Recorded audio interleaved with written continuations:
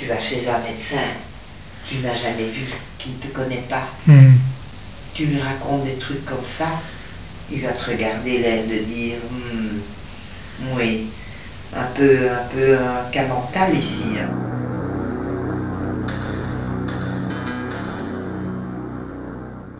Voilà, j'ai mis cette potion là sur ma nuque et regarde, il y a tout ça qui sort, tu vois. C'est pas très joli. Le pied est raté. Muriel suit depuis quelques mois un traitement ayurvédique qui paraît donner de bons résultats. Elle a proposé à D de passer sur ses mains un produit qu'elle utilise dans ce traitement afin de voir si une réaction était déclenchée. Depuis 15 minutes, voilà qu'apparaissent maintenant des fibres au bout des doigts de D. Elles sortent à vue d'œil. Bien là. Wow. Tu vois, ça bouge, hein? Tu vois comme un serpent. C'est dingue. Ça, c'est le Morgellon, mon Dieu. Il n'y a pas d'histoire. C'est dingue.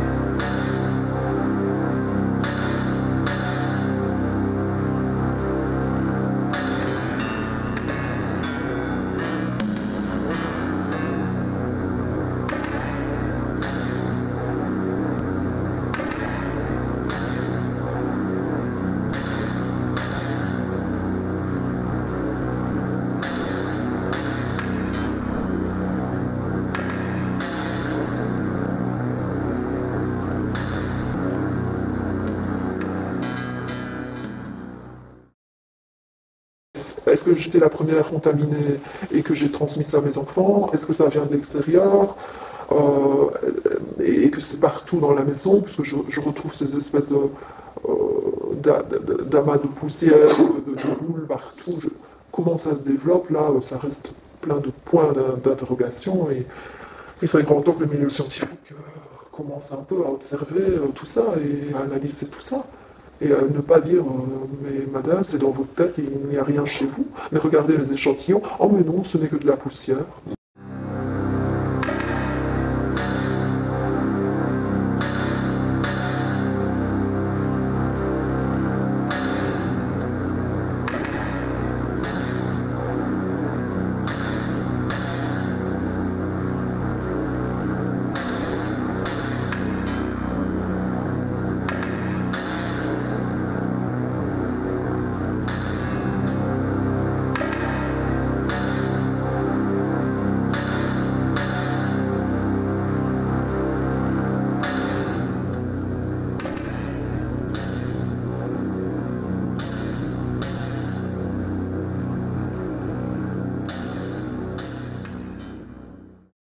Ça, c'est donc une photo lors du traitement d'ivermectine donné pour une gale. Donc, biopsie de peau réalisée par une dermatologue, lésions cutanées et tunnels sous la peau trouvés, donc traitement avec de l'ivermectine pendant 1 mois et demi, qui a fait sortir apparemment quelque chose. Et voilà l'état de mes bras, de mes jambes. lésions de jambes, sous-traitement pour la gale. Vous voyez les marques, les traces? Vous voyez ça? Ce sont vraiment des tunnels. Des tunnels. Parce que moi, c'est ce qu'on m'a dit, biopsie de peau, gale, parce qu'on a vu des tunnels. Voilà. Dans les lésions de peau. Voilà, les tunnels. Et tu vois d'ailleurs, il y en a un là qui correspond à ce tract-là, quoi. Et là, la même chose, tu vois. Ça voyage le long de ces trucs sous ta croûte. Où j'ai fait beaucoup de médecins, et le parasite a atterri en vétérinaire. On m'a dit après larve de diptère, non zoonotique. Donc ne vous tracassez pas. Or ces larves, pour moi, je les ai retrouvées dans mon lit, je les ai retrouvées après un bain, donc elles sortaient de mon corps, c'est certain. Et donc suite à ça, j'ai beaucoup cherché. Je me suis dit, c'est quoi ce bazar qui me tombe dessus? On a cru une miase. Et puis, bah non, c'est pas une miase. Ok. Et puis je me suis rendu compte, j'ai découvert une maladie de peau inexpliquée. Je suis tombé sur le Morgelon, puis Morgelon en Belgique, je suis tombé sur le blog d'Henri. Et dans ce qu'il décrivait, je me dis, ok, je suis. Et là, j'ai cherché dans la maison. Et ça, je l'ai au moins depuis 2-3 ans. Et moi, je pensais que c'était de la poussière.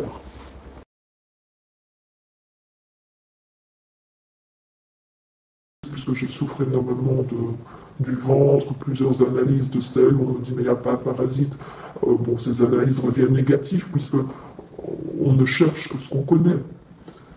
On ne sait même pas d'où ça sort, comment ça se propage, comment est-ce qu'on est contagieux, pas contagieux, quelles sont les précautions à prendre. Et tout le monde est susceptible aujourd'hui d'être atteint de morgelon. Et le plus pénible, c'est de se dire que dans longtemps, le milieu médical n'aura rien voulu voir, il n'aura pas voulu agir. Donc les cas vont se multiplier, puisqu'on n'a pas d'antidote, il y aura une explosion, c'est certain. Puisque moi je suis victime de morgelon, je fais partie des premières personnes atteintes, je ne sais pas ce que je vais devenir, je ne sais pas comment je vais sortir de cette pathologie, mais d'autres wagons suivront et d'autres gens suivront.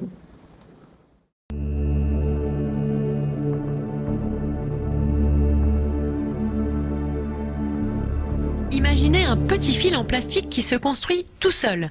Il grandit à la lumière et permet de conduire l'électricité, par exemple. Eh bien, cette prouesse technique a été réalisée par un laboratoire du CNRS à Strasbourg. Les limites de l'infiniment petit ont ici été repoussées. On parle de nanofibres plastiques d'un milliardième de mètre. La recette semble simple, mais résume à peine 3 années de recherche. Des électrodes en or, des flashs et une sorte de soupe de molécules sont utilisés pour faire grandir ces fibres.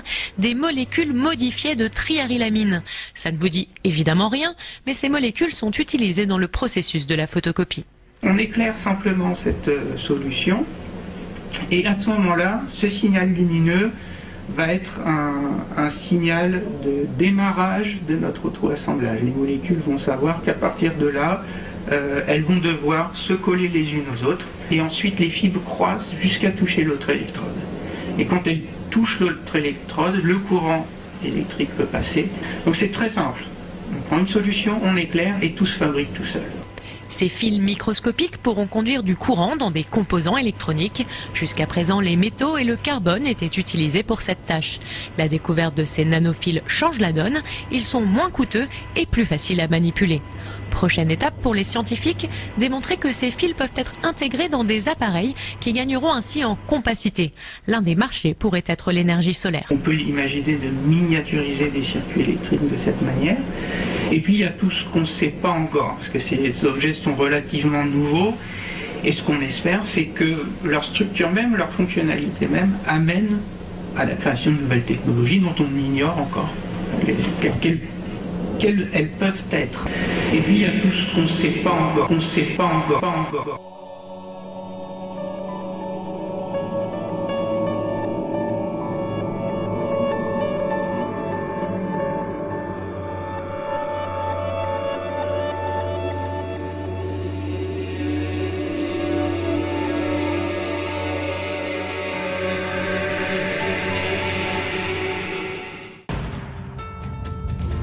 Grâce à la manipulation de la matière à une échelle radicalement nouvelle, les nanotechnologies promettent de simplifier et d'améliorer notre quotidien dans un monde plus efficace, plus sûr, plus confortable. Les nanotechnologies sont une clé pour l'avenir parce qu'elles ne concernent pas un seul type d'application. Elles vont toucher absolument tous les secteurs de nos vies.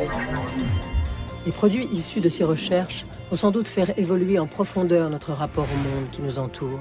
Mais de quelle manière? Les pouvoirs démesurés qu'on leur attribue fascinent autant qu'ils inquiètent. Et la vitesse à laquelle ils s'insèrent dans nos existences et modèlent nos sociétés suscite de plus en plus de questionnements. Ce qu'on fait là, aucune civilisation antérieure, à aucune période du passé ne l'a fait. Donc nous faisons l'histoire, mais nous ne savons pas quelle histoire nous faisons.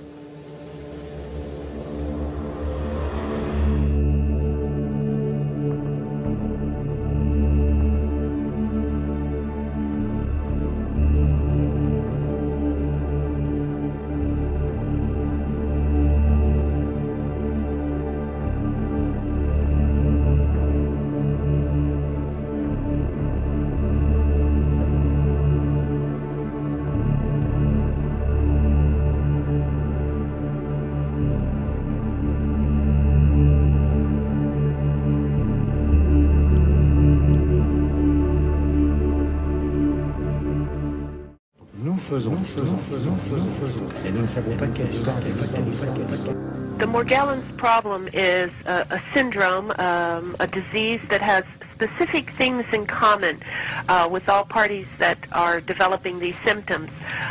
They have fibers that grow out of their body, and these fibers burn at 1,400 degrees or more.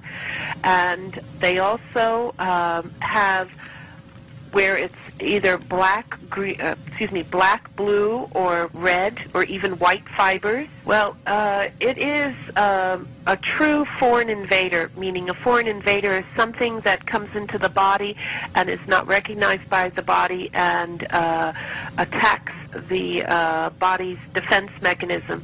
And in this case, the materials which were identified at the end of the study, which was under Project FM, we found that it was made of a polyester, two-part polyester compound with other organic compounds. Those particles make up what they call an array, meaning they go in a straight line and they connect. Mm-hmm. And you can see them on the early pictures, which were on like the silicone pictures, and they connect and make a fiber.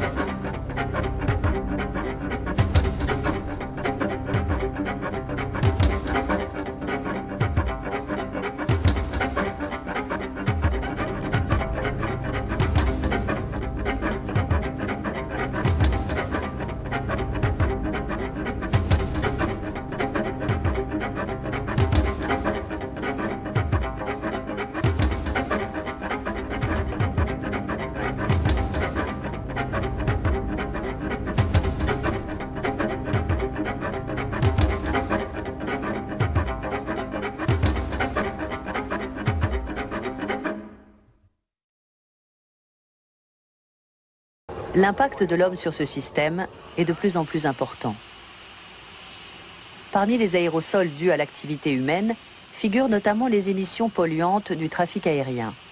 Celui-ci enregistre chaque année une progression moyenne de 5%. Aucun autre moyen de transport ne connaît une croissance aussi rapide. La plupart des avions se déplacent à une altitude comprise entre 8 et 12 000 mètres.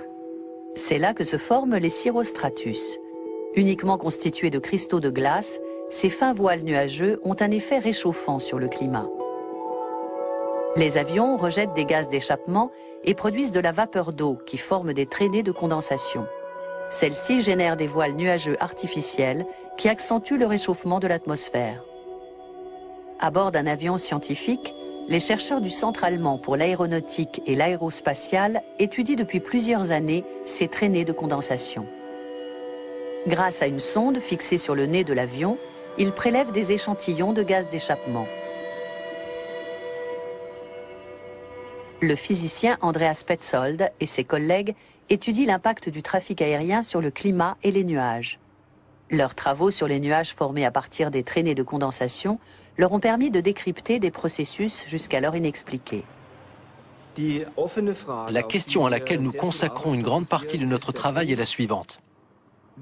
Comment des nuages de type cirrus se forment-ils à partir de fines traînées de condensation?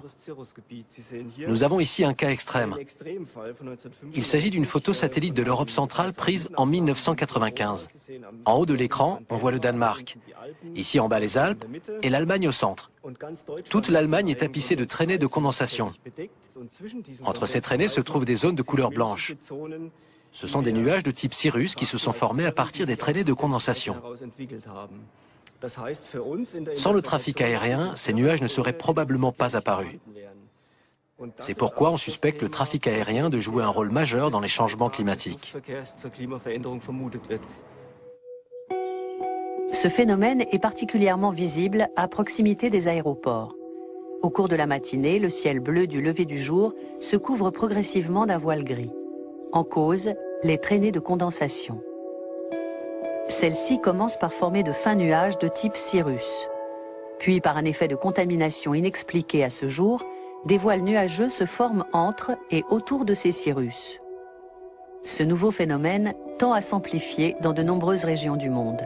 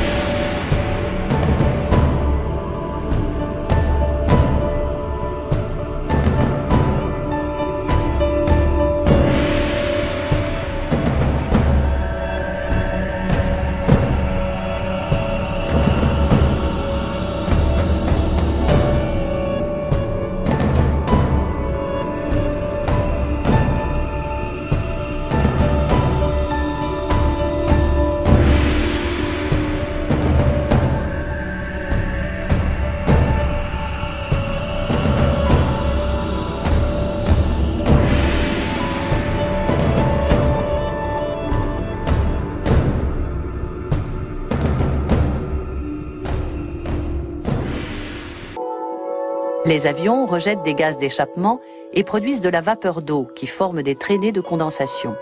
Celles-ci génèrent des voiles nuageux artificiels qui accentuent le réchauffement de l'atmosphère.